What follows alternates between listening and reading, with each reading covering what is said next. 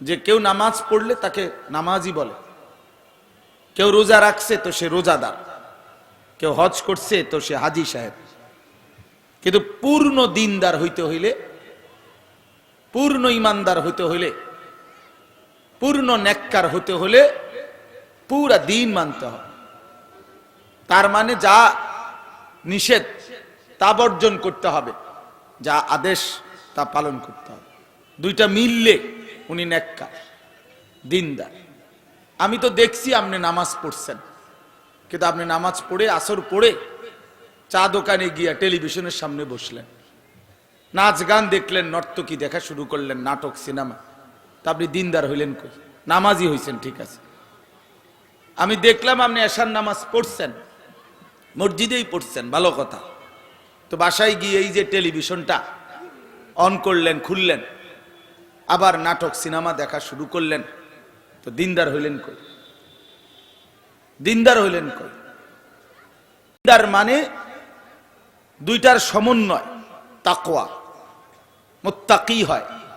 গুনাহ বর্জন করা, আদেশ পালন করা, দুইটা মিললে হয় মুত্তাকি।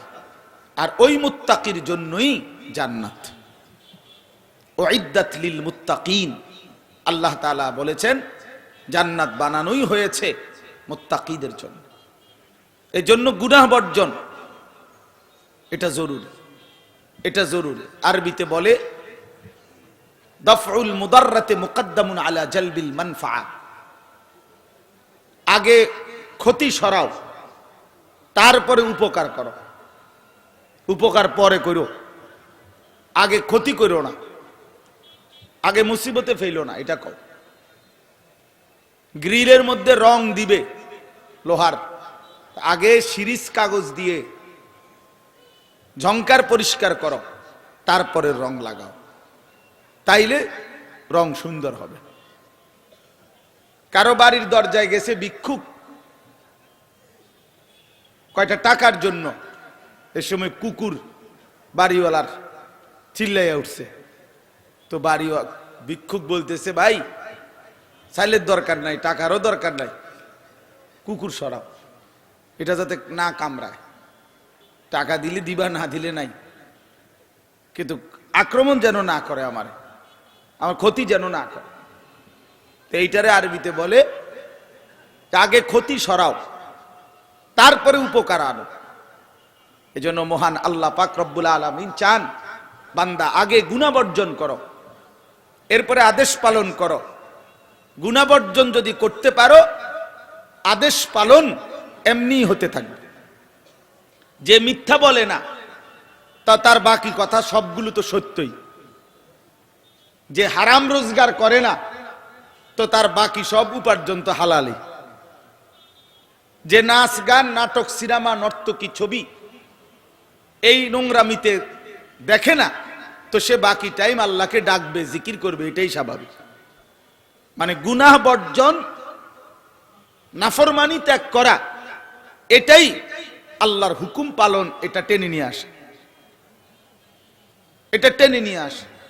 এই জন্য মুমিনের, ইমানদারের ইমানের পরে প্রথম ডিউটি গুনাহ বর্জন। ইত্তাকিল মাহারিম তাকুন আবাদান নাস। নবী সাল্লাল্লাহু আলাইহি ওয়াসাল্লাম বলেন, সমস্ত হারাম বর্জন করো, তাহলে তুমিই হবে সবচেয়ে বড় ইবাদত গুজার, বড় আল্লাহওয়ালা, বড় ইবাদতওয়ালা। নবী সাল্লাল্লাহু আলাইহি সাল্লাম বলেন, ইন্নাদ দুনিয়া হুলওয়াতুন খাদিরা। নিশ্চয়ই আল্লাহ তাআলা দুনিয়া বানিয়েছেন সবুজ শ্যামল, বড় মিষ্টি, সুন্দর করে, চমৎকার করে আল্লাহই সাজিয়েছেন দুনিয়া। ওয়া ইন্নাল্লাহা মুস্তাখলিফুকুম ফিহা। আর আল্লাহ তাআলাই তোমাদেরকে বসবাস করতে, থাকতে দিবেন দুনিয়াতে। ফায়ানজুরা কাইফা তা'মালুন। অতঃপর আল্লাহ তাআলা লক্ষ্য করতেছেন, খেয়াল রাখছেন তোমরা কি করছো। তোমাদের আমল, তোমাদের কর্মকাণ্ড আল্লাহ তাআলা দেখতেছেন। ফাত্তাকুদ দুনিয়া ওয়াত্তাকুন নিসা। তাহলে এই আমল, কেমন আমল করছো আল্লাহ দেখতেছেন। এই কথা বলে নবীজি প্রথম বলছেন ফাত্তাকুদ দুনিয়া। অতএব দুনিয়ার ধোঁকা, দুনিয়ার ফিতনা, আল্লাহর নাফরমানি থেকে বেঁচে থাকো, বিশেষ করে নারীর ফিতনা, নারীর ধোঁকা থেকে বেঁচে থাকো। তাহলে বোঝা গেল এই গুনাহ বর্জন করো। আমলের ক্ষেত্রে প্রথম আল্লাহ নবী বলছেন গুনাহ বর্জন করো, নারীর ফিতনা থেকে বাঁচো, দুনিয়ার ফিতনা থেকে বাঁচো। প্রিয় ভাই আমার, এটা এই জন্য বললাম যে আমাদের জিন্দেগির প্রথম ডিউটি এটা, গুনাহ বর্জন করা। তো আল্লাহ তাআলা এখানে তিনটা গুনার কথা বলছেন, তিনটা পাপ। এই ৬৮ নম্বর আয়াত, ইবাদুর রহমান আল্লাহর বান্দার পরিচয় দিতে গিয়ে আল্লাহ বলছেন আমার বান্দা সে যে এই তিনটি অপরাধ করে না, আর এই তিনটি অপরাধ যে করে সে আমি আল্লাহর বান্দা না, সে শয়তানের গোলাম, সে ইবলিসের গোলাম। এখন এই তিনটি অপরাধ কি? এক নাম্বার, ওয়াল্লাযীনা লা ইয়াদউনা মা'আল্লাহি ইলাহান আখার।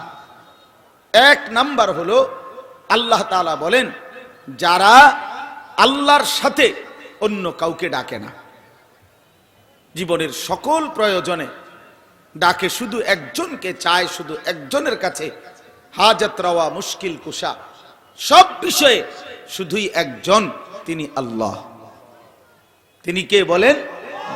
সহজ কথা হলো যে শিরিক করেন, যে মহান আল্লাহর সাথে কি করে না? শিরিক করেন। এই শিরিক মুক্ত ঈমান, যেই ঈমানদার আল্লাহর সাথে শরিক করে না, শিরিক করে না, আল্লাহর ছাড়া অন্য কাউকে ডাকে না। নবী সাল্লাল্লাহু আলাইহি ওয়াসাল্লাম বলছেন, উম্মত ছোট থেকে ছোট প্রয়োজনটাও আল্লাহর কাছে বলো, হাত্তা শিরাকানা আলাইক, এমনকি তোমার জুতার স্যান্ডেলের ফিতাটাও যদি ছিঁড়ে যায় সেটাও আল্লাহকে বলো, আল্লাহকে বলো।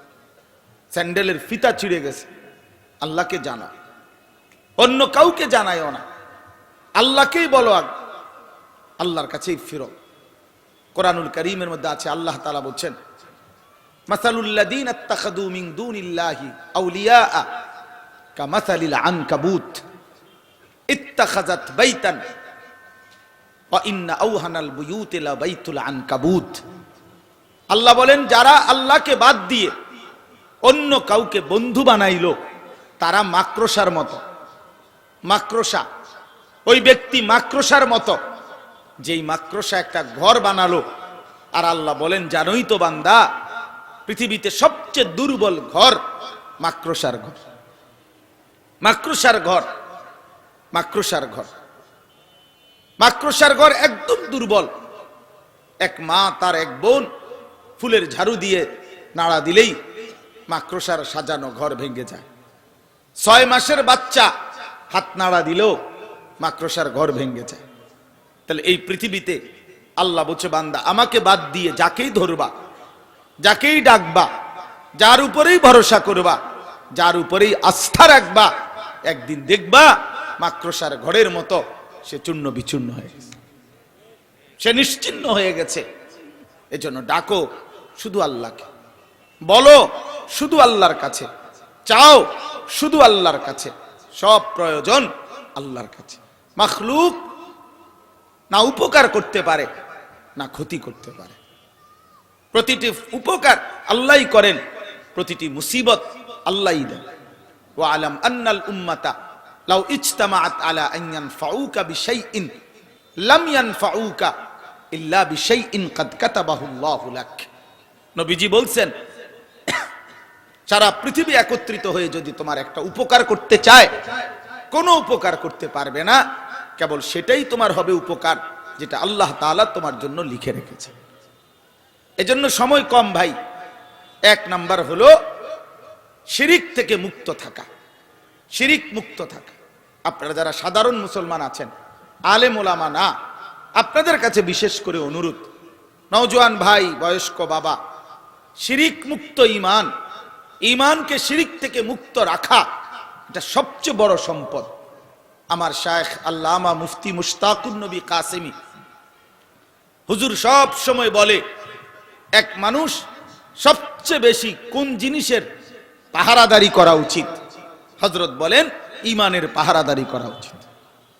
জীবনের সবচেয়ে বড় নজর রাখা উচিত আমার ইমানের মধ্যে যেন কুফর না আসে, আমার ইমানের মধ্যে যেন শিরিক না আসে, আমার ইমানের মধ্যে যেন নিফাকি না আসে, আমার নাম যেন কুফরি খাতায় না ওঠে, আমার নাম যেন শিরিকের কাতারে না ওঠে, আমার নাম যেন মুনাফিকের কাতারে না ওঠে।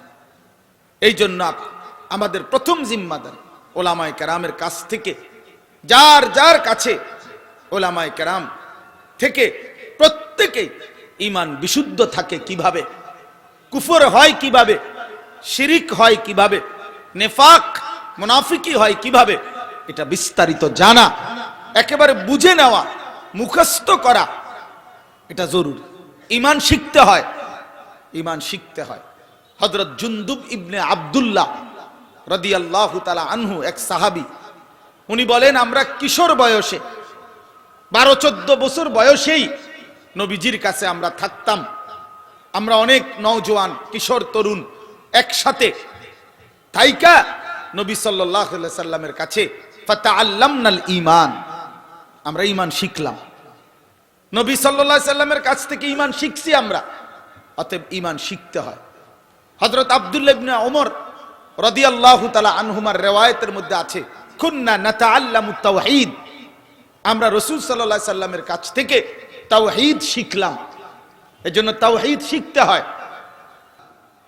এই লা ইলাহা ইল্লাল্লাহ এটার ইলম অর্জন করো, এটার ইলম অর্জন করো। ঈমান কি, ঈমান ক্ষতিগ্রস্ত হয় কিভাবে, এজন্য আপনাদের প্রত্যেকের জিম্মাদারি নিজের ঈমানের বিশুদ্ধতা।